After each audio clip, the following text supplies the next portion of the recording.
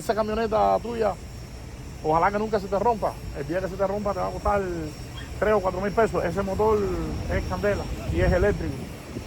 Entonces yo trato de hacer eso, ¿me entiendes? Entonces tú me darías 200 pesos, volverías a empezar, te llevas otro carro.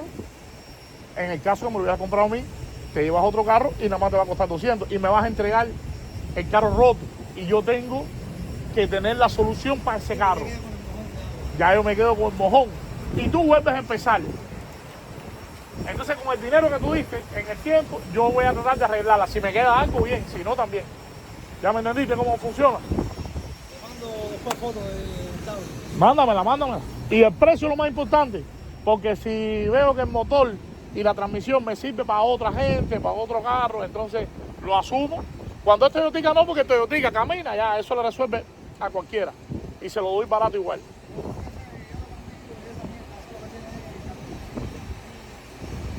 El carro americano siempre es eso, pero es 6 cilindros, ¿verdad? El 6 cilindros es bueno. El 4 cilindros es el que no sirve. Dale. Igualmente, men. Vamos a bajar la plantica esa ahí.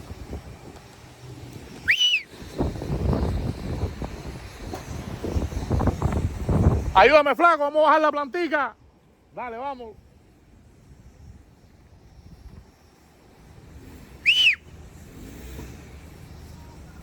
No. Oye, ¿por qué? Ya, dale. ¿Y este carrito por qué lo está aquí atrás? Oye, ese bumper lo tenía. En el bumper, sí, ¿eh?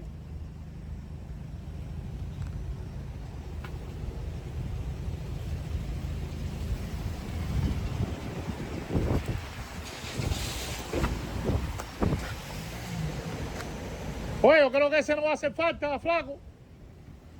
Flaco. Flaco, yo creo que ese no va a hacer falta o va a hacer falta. No sé. Eh, Si ponemos esta aquí, esta no se va a poder usar. ¿Por qué? Porque están las dos. O esa yo creo que era mejor. Ponerla en otro lado, para allá atrás. Allá atrás. O si no, aquí adelante. Cambiarla. Sí, vamos a hacerlo. No, si se puede hacer. Si se puede hacer, esta la ponemos acá adelante. Entonces la grande atrás. La, No importa, que ella lo puede pasar por arriba, porque es para él. Y yo estoy igual.